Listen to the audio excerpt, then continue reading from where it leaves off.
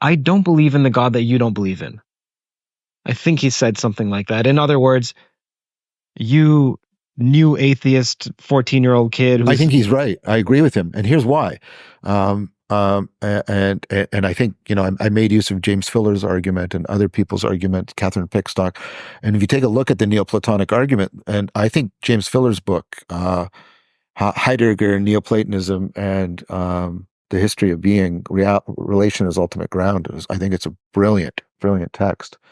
And he argues that Eastern Orthodoxy did not adopt as Aquinas did, although Aquinas is a really complex case because he's so Neoplatonic in so many ways.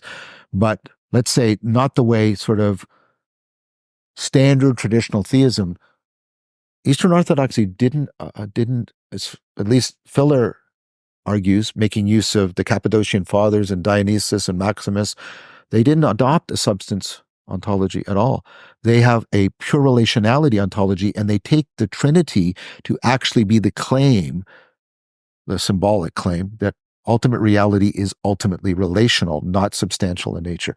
And I've asked Eastern Orthodox people this, and they've said, yeah, that's right. And Jonathan, right, is, I think, correctly saying the new atheists are rejecting a rather cartoonish version of a traditional substance theistic notion of God. And he does too, as he should, if he's a good Eastern Orthodox Christian. So I don't think there's anything that I would sort of haul him on the carpet for. I think he's saying something very clear with good argument behind it. Jordan Hall, if I'm not mistaken, recently converted to Christianity. You're not mistaken, and he was baptized, so it's like official. Yes. How do you feel about that? So, I mean, Jordan is an important friend, and for the long time, I regarded him as my most solid companion on this cutting edge of trying to get beyond a traditional religious framework in order to respond to the advent of the sacred. And so, and this is not anything I haven't said to Jordan. When I heard that news, I initially felt, and I don't mean maliciously, but I felt abandoned. Not betrayed. Not betrayed. Because I love Jordan enough to see the change in him. I've said this to him personally. Jordan is warmer than I've ever known him. Now. Yep. Warmer. Just warmer. And just juicier. What does that say to you?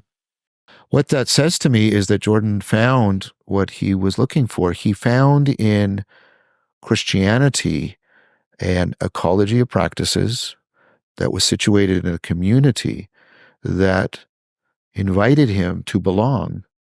I don't think we're ultimately persuaded in a metanoetic fashion by arguments. I think arguments are important, they're necessary, but they're never sufficient. And this is a Platonic proposal. This is why the dialogues and not just an argument, because we're ultimately persuaded by confronting, being present with, existentially encountering another person living a life, a way of life, a form of life, alternative to ours that we find attractive in a way that isn't superficial, but that goes to the depths of what we have been looking for. It has an intimacy to us. And Jordan found that in that community. And I think that steered him. Now, you may say, well, why can't you find that? Well, part of it is the point you've made, and Jordan admits this. Jordan didn't come from a fundamentalist Christianity. I'm happy for him. And I've been very happy that it's very clear that our ongoing work, our shared commitment to following the Logos in genuine dialogos he's now shown me, not just assured me with words, but shown me indeed, as we say, that commitment is... Know them by their works. Yep. Or know them by their fruit, something like that. Yes, that is definitely the case. But that doesn't mean that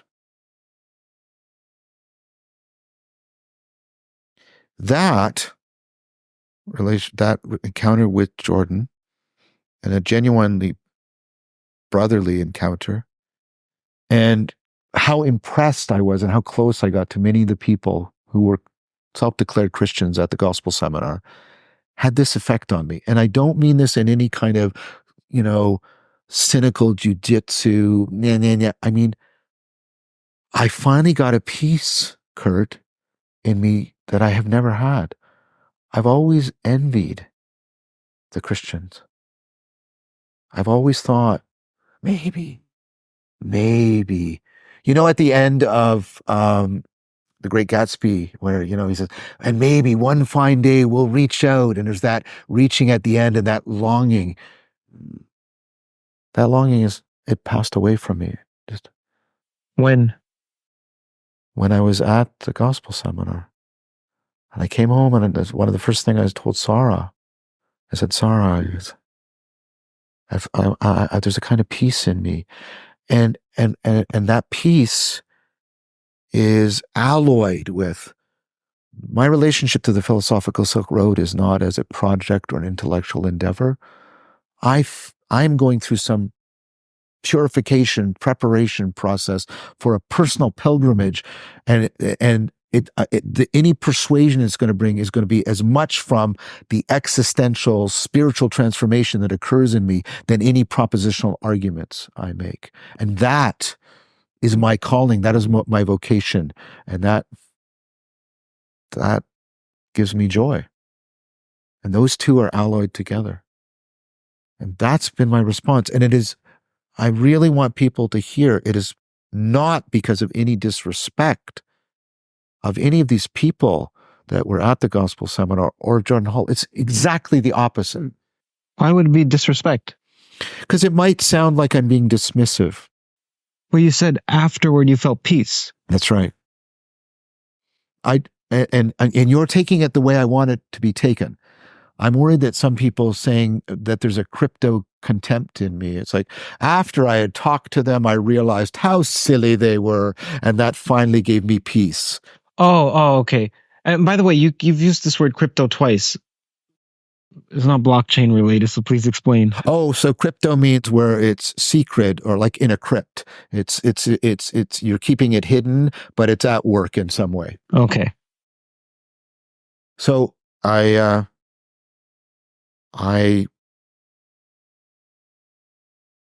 don't know what's going to come. In fact, given what I just said, I'm not trying to know what I'm going to be like after I go on this pilgrimage. I didn't know that you envied some Christians. I'm sure you don't envy all Christians. Very well said. I envied people who I respect deeply, who have turned to a form of Christianity that is clearly affording them cultivation of wisdom and virtue. And you also see it, if you were honest, as clearly incorrect in some way. Yes. In the same way that I can look at some people who go into the mountain. And I would say that equally of Buddhism and Taoism, right? The closest thing to describing how I would describe myself is that I'm a Zen Neoplatonist. Well, now what I mean by that is I have opponent processing built into the very fundamental structure of sort of my religious spiritual identity. You've got this system that goes from intelligibility to nothing, and then you have this opposite system that's always trying to undercut the propositional. And and this isn't unique to me. They have been talking to each other along the Silk Road, and specifically in the fruition of the Kyoto School. That's why I'm going to Kyoto as part of the pilgrimage, even though it wasn't part of the actual Silk Road, because the Kyoto School has been just representative. But there are people who call themselves Zen Catholics, and what they do is they plug into the Neoplatonism within Catholicism and integrate that with Zen. So this isn't just unique to me, but that's how I would describe myself. Those more bespoke religions of the Zen Catholics that you mentioned, and even when you said you spoke to some of your Eastern Orthodox friends and they agreed about God is not a substance and so on. So yep. I would imagine would be the more scholarly friends, because I have a friend whose grandmother is Eastern Orthodox, and you ask her, I think he said, I asked her, this so hearsay now, because I'm saying he said that she said, he asked her about some metaphysical question, and then she said, whatever the church says, I'd say whatever the church says, whatever the fathers say. Like, she doesn't care. Most of the Eastern Orthodox people, if you were to bring up, did you know there's property dualism and substance dualism? It's like, what are you talking about? No, I'm talking about Bishop Maximus. I'm talking about all the monks I met at Etna. I said to them, and I'll still say it now, if I were to be a Christian, I'd be an Eastern Orthodox. I saw good people leading good lives in good faith, pursuing good reason in the Socratic Platonic sense. I mean those people. But I can say the same thing about people's attitudes towards science and technology. How many people actually know how a cell phone works, right? So, or toilet, right, exactly. So, I don't think that criticism is specific to religion in any way. So when some people would say, John, you got to be a Christian. I don't recall who, but I remember hearing someone say this. People say that to me all the time. Okay. Maybe Vanderklay. Let's say it's Vanderklay. Do you feel like there's an internal resistance, more so than the intellectual resistance, an internal resistance of fighting against the fundamentality of your childhood, and you're allergic to it? Okay, so I think pretending that second factor isn't there is bullshit pretense. Yes. However, I do not think that is a sufficient explanation. I do. You've thought about this a lot. I was invited by Jordan Peterson to take place in the Gospel Seminar, the follow-up to the Exodus Seminar, and I came to a point where I said, I can sincerely, authentically say I have deeply committed myself to following the Logos, and then they said, well, then why aren't you a Christian? Because of course, Christianity makes the claim that Jesus is the Logos, and and I said, because I actually respect Christianity too much. There are things that Christianity claims that I don't agree with, I don't believe. And so I think those are genuine. And I think the way I follow the Logos is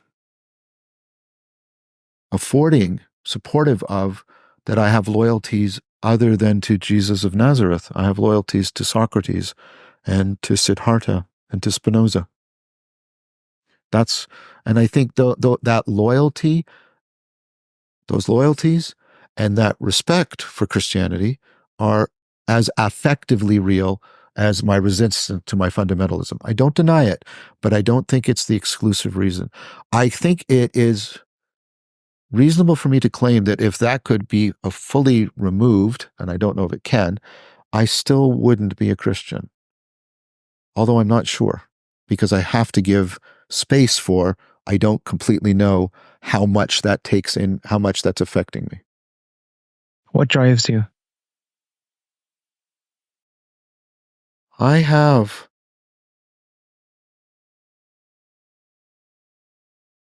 a fundamental desire to enter into the deepest possible relationship to the deepest possible reality in a way that will most deeply transform me towards being a virtuous and wise person. That drives me. That drives me profoundly. When I feel my deepest guilt when I feel I have strayed from that. I feel my profoundest virtuous pride when I feel I have lived up to that. When I have maintained a commitment to my finitude and my transcendence, like Plato says, I hold them. I don't give in to just this, my finitude, and give in to despair. I don't just identify with my transcendence and fall prey to hubris. I hold them together in opponent processing, and I keep following the Logos deeper into reality and allowing it to penetrate more deeply, correctively into me. That is what drives me. That is my understanding after 3 decades, 4 decades, 5 decades, well, 4.5 of the unexamined life is not worth living. If you enjoyed this Toe clipping, then the full video is linked in the description. You should also sign up for Toe Mail, which is again in the description and the pinned comment. You'll receive immediate access to all exclusive updates from the Theories of Everything podcast. It also helps me communicate directly with the core Toe community. You'll also receive my top 10 toes. Think of it as the intellectual version of Quentin Tarantino's Obsession.